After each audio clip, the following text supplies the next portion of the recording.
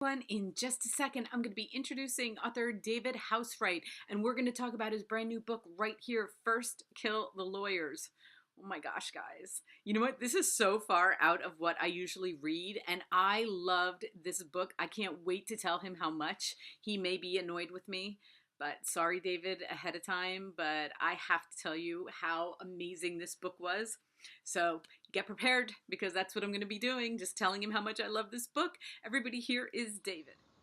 Hi everyone, I am so excited because I am speaking with author David Housewright, and we're talking about his brand new book called First Kill the Lawyers, which I love the title of that. Came out January 8th, so it hasn't been out very long, and I loved this book so much, David. It was incredible. I spent yesterday reading it, and I don't know, it's like I ended up laughing because your dialogue is so funny, and it's not a funny book because I don't want people to think it's but I love the characters and their exchanges that by the end of the book I was like in love with them, and so I'll let you speak. I'll let you tell everybody what it's about. No, I like that. That was good. That was good. I'm good with that. No, first of all, I was in my prior life before children, and I was a legal secretary, and I worked around the country because my husband at the time was a Marine, but my last huge firm was in Washington, D.C., very conservative, very large. And the title alone cracks me up. That's why I was saying I just love the title. But you had it, and I know you weren't a lawyer, but with the lawyers, that's why I kept laughing. Like, you were so dead on with lawyers and the way they talk and the way they exchange, I don't know, mannerisms, everything. And I love that. Well, thank you. I appreciate that. We try to get the research right. You try to get through. And you don't want to say it's cliche, but some of it's cliche with lawyers. But you don't want to go that far. But it's just these lawyers specifically. I love these lawyers because they were all so different but so alike in many ways. And how hard was that to write? I mean, we're talking about, just for everybody out there, we're talking about 5 different firms. Okay. Yes. And they're all connected by the fact that they've been hacked. And so we have Holland Taylor, who shows up, and he is a private investigator, and he's going to figure out who hacked them, who did the hacking. And but I was thinking as I was reading it, like, how hard was this for you to write with 5 different, I don't know, I felt like you were dealing with so many different people, and then him, and keeping track of them. How difficult is that for you? Well, it was difficult because of all the books I've written, and I think this is like number 22. I couldn't count them all. I tried. This had the most characters. Yes. And all the characters were important. It wasn't like I did a couple of pages and then they're gone, because they were always coming back. So I appreciate that the book is a lot more complex than your average crime novel. But I know these people. I mean, I do a lot of research. I have a friend of mine who is now a 10th District Court judge, who is my go-to girl for all things legal. Mm-hmm. And while the characters are different, the dilemma is the same. Right. It doesn't change. And I think that's where the similarities come from. I mean, you read the book, you read the title, but I'm actually on the side of the lawyers in this book. I think every good mystery, every crime novel should be about more than whodunit.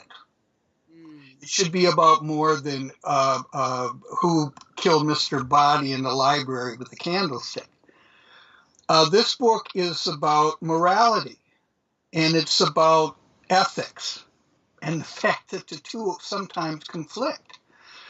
In the case of the lawyers, to take one of the examples out of the book, a guy comes up to you, Michelle, and tells you that he murdered his wife and hid her body, and tells you where the body is. Not only that, he tells you that he's killed several women over the years and hid their bodies, and has never even been suspected of the crime. Now, simple human morality would demand that you do something about it. You'd have to call the cops. You have to tell somebody. But what if you're the guy's attorney? I mean, now you're screwed. I mean, as much as you need to do this, the ethics of your profession won't allow it. And if you did do this, and I use examples of real people faced in this dilemma in the book. If you do this, you become an agent of the police, Mm-hmm. and the system collapses. Yep. Now that's one side. The other side is you're in a family, and you love your family, you love your parents, you love your brothers, your sisters, your uncles, your aunts. But even if you didn't, you're still a member of that family. What if your family, though, is just despicable? Terrible, terrible things all the time. What do you do? And that's what we explore. Those are the themes and issues we deal with in the book. And that's where the complexity comes from, because there's so much going on. And the reviews I've seen so far, most of them have been very positive. Oh. But the ones that haven't been all fall into, this is just too many characters, it's just too complex a story. And I don't know how to respond to that. I don't know, but I'm going to give you like the highest compliment for me, okay? These are not the kind of books that I tend to read. Okay. And I find myself so often getting in this like box because I read so many books and then you get comfortable, right? So I found your book. I go and I read because I get first chapters, I'm privy to some things like that. I read your first chapter and I was like, oh yeah, I'm in this book.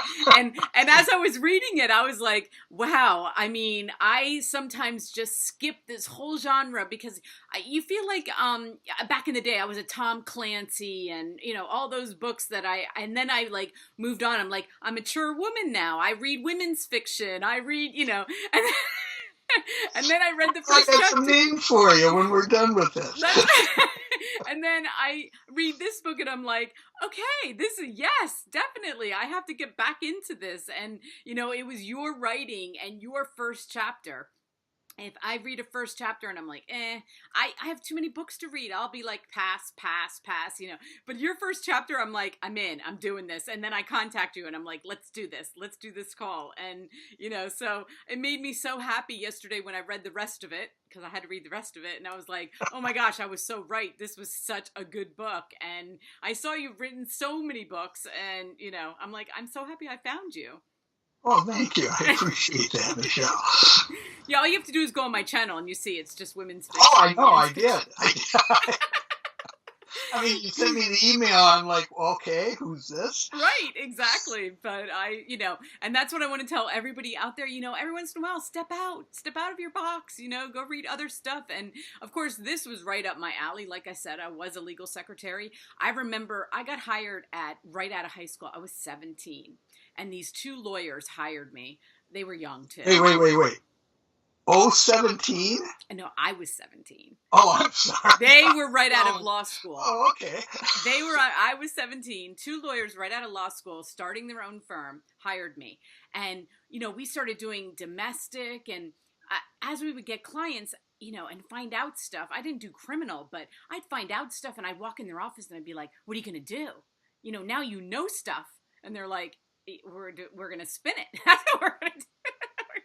And then I've met many lawyers over the years working on my books. I've interviewed them and I've used them for research and what have you. And I think lawyers are grateful that they have such stringent rules. Yes. Because some of the stuff they get is like awful. And, normal people would face with this dilemma all the time, but they have the rules. So they just kind of go, okay, this is what applies. This is what we're going to do, because they don't, it's like when you're trained as a police officer, you're taught to make the decision of what you're going to do long before you get into the circumstances where you have to do it. Right. And I think lawyers are taught the same. This is what you're going to do when faced with this dilemma. Right. So they don't have to go through that self-evaluation every time they come across it. They've already made their decision. And if they hadn't, you got to get out of the business. Okay, well, I'm going to read your first paragraph because I love this first paragraph. I love a good first paragraph, and I love this one. We were surrounded by lawyers in a smoke-filled room found deep in the bowels of an intensely exclusive club located on the edge of downtown Minneapolis, one of those prestigious joints accessible only to the select few that possess the money, personal connections, and social capital to claim membership. If it had a name, no one bothered to tell me what it was. And I was like... I've been in that room. You've been in that room. I've been in that room. Okay, but then you end the chapter, and this is the part, I love a first paragraph, but this is when I get hooked, okay? We've got the two main characters going back and forth. We've got Holland Taylor and Freddie, his partner. And the last paragraph says, there ain't no reason Echo, Freddie's wife, has to know anything about it either. Keeping secrets from your wife, how sad.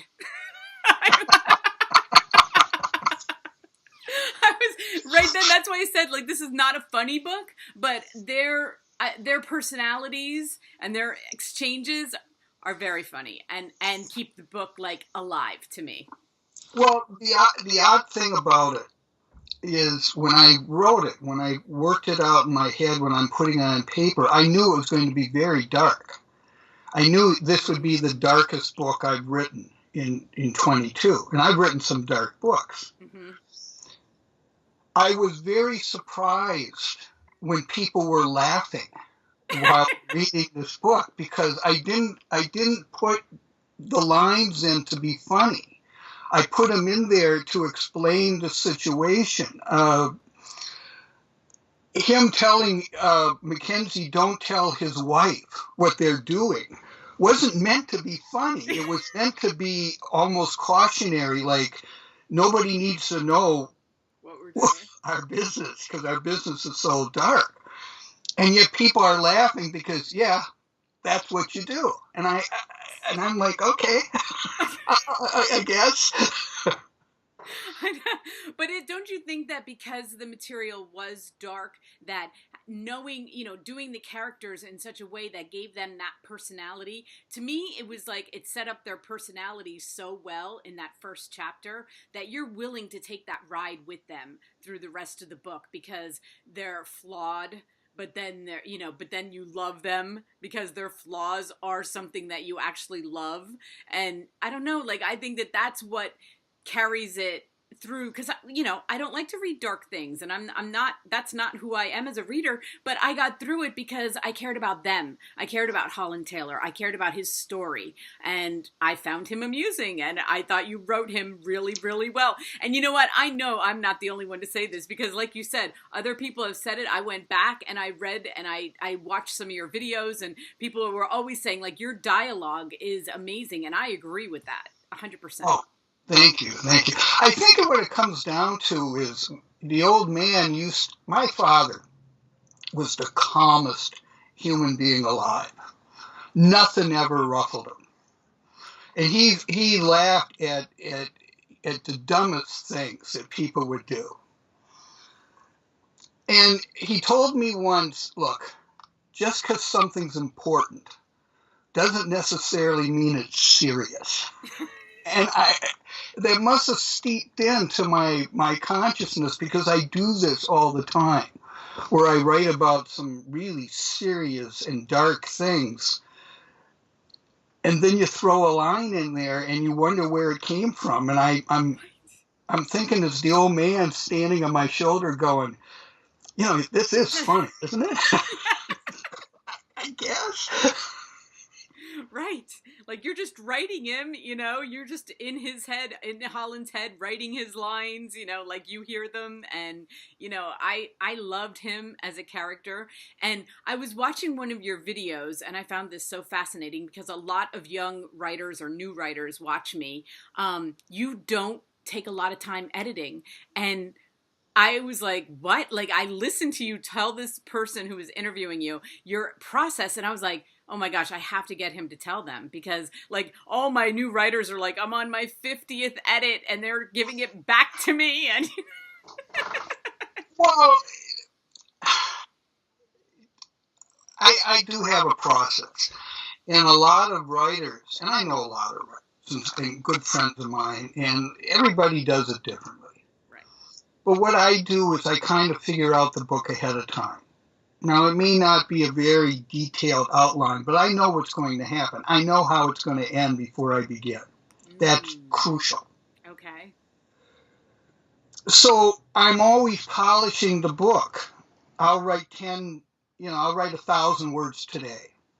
Tomorrow I'll rewrite those 1,000 words and write another 1,000. The day after, I'll rewrite the first 2,000 words and then add another 1,000. So I'm constantly polishing the book. I'm constantly reconciling early chapters with the later chapters and characters throughout the book.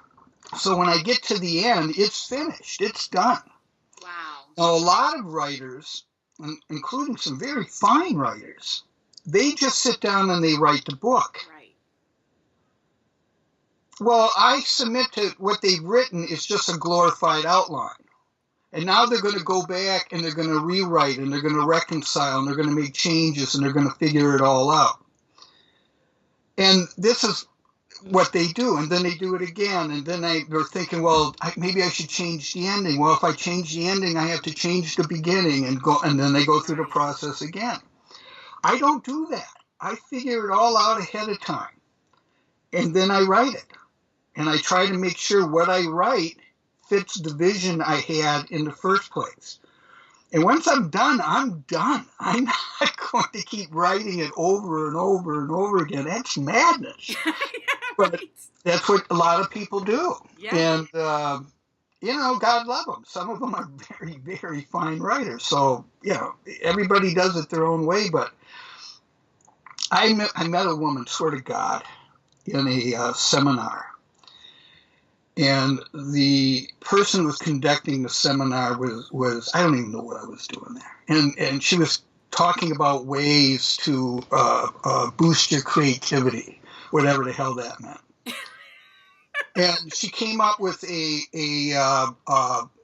exercise that helped you develop your book. And the woman next to me got up and said, yes, this works. This is what I did.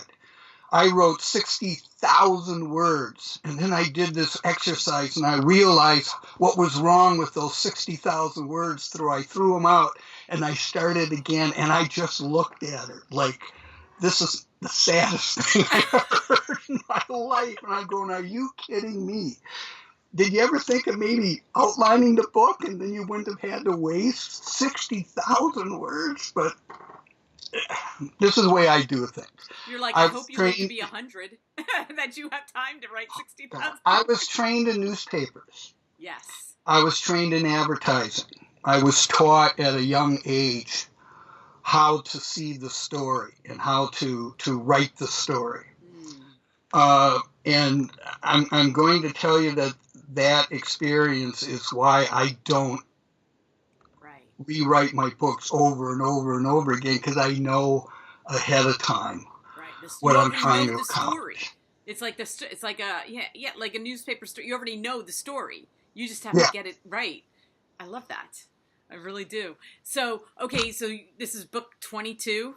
So as you're promoting this one, and are you already finished with another one, or are you working on another one? Well, I made a mistake. I decided to come up with 2 books a year. And the mistake is this is hard. I mean, suddenly it's like a real job. And so my next book is called Dead Man's Mistress. And that's coming out on May 21st. And it was supposed to come out in June. I don't know why the publisher moved it up. In the meantime, I finished the next Taylor novel, which would, I guess, I haven't got a pub date, will come out a year from now. Right. And right now, as we speak, I'm about 17,000 words into the next Mackenzie novel, Wow. which is why I was late for this, because I lost track of time. So this is my life now, and I'm sure everybody feels sorry for me. Yeah. You know, they all understand that terrible commute I have every day, where I go from my kitchen, where I make a cup of coffee, down to my office in the basement, and sometimes it's snowing. So so I expect a lot of sympathy, but it is harder than it was. And then to be so popular that people want 2 books a year out of you rather than 1 book. I mean, that's just horrible too. Oh, but the ruthless bastards! I mean, what do you do? Well, you know what? I want to in on that May book, because I want to talk to you again. I love your writing. I'll read it all the time. And well, this one will be a little lighter. This one's a Mackenzie book, not a Taylor. And Mackenzie is a much more lighthearted guy. So it'll be all new to me. Oh, yeah. That sounds like a plan. I can't wait. Yeah, well, I'll make sure you get a copy. I'll have them send you an ARC. Yes, please. I'll read it. We'll read it early. We'll do it before and get it out there. I love your writing, David. Seriously, this was a joy. And you know what? How do you say that about? I kept saying that while I was reading it. I'm like, this is such a joy to read. But joy as a reader to read. You know what I mean? Because we love good writing. So to me, it's like, it doesn't have to be, it can be a little dark, and I don't read a lot of dark stuff, but it was a joy to read, because as I'm reading it, I'm like, wow, this is amazing. Wow, did you see what he did with that chapter? Did you see that? That was amazing. I'm going to send this to my daughter, because, I'm not getting as much respect from them as you're giving me. So I always talk to my authors when I'm reading their stuff. So, I had long conversations with you about your chapters. So, and the ending, we don't spoil, but the ending, people, okay? Well, that's something I'm very, very keen about with all my books, is you have to know how it ends before you begin. Partly so you can shape everything to that dramatic conclusion. Yeah. But also because I think the ending of a book goes a long way to telling the reader what the book's about. Yeah. It also goes a long way to telling the writer what the book's about. So if you can figure this out ahead of time, I think that makes the editing process certainly a lot easier, because you've got it, and you just make sure you get to the point you want the reader to be at. Well, I hope you're helping writers, because I think you're onto something. If you can write this many books like this, I think you have a lot to share. So, I hope I hope that also you can fit that in your day, start giving, start doing Skype sessions with writers, Well, it's been a pleasure so far. Yeah. That's right. We'll see how it ends. That's right. This is your first Skype. So anyway, well, everybody, I'm going to have the link. Yeah. What? I know, right? It said this is your first Skype, and now we've done it. So, it's easy, right? Yes. Yes. I'm going to have the link. You can get it on Amazon. I'm going to have the link. You can get it today, because it's already out. First Kill the Lawyers. Love the title. You're going to love this book. I'm going to have it everywhere on social media, and I'll have all of David's links listed below.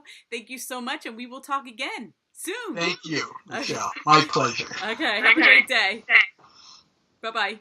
Bye. It was going to be fun. I had no idea. I watched some interviews with him, and I knew he was a fun guy, but that is one of my favorite interviews. He was awesome. And he didn't even seem to mind that I told him 100 times how much I loved his book. He seemed to be happy about it. So that makes me very happy. He made my day. I mean, what a fun guy. And you know what?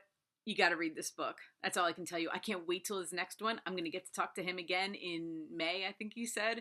And I am so excited about that. So all the links are going to be listed below. Please hit like if you enjoyed my conversation with David, like I did. And please subscribe. I put out videos every single day. We talk about writing every single day. So have a great day, everyone. Till tomorrow.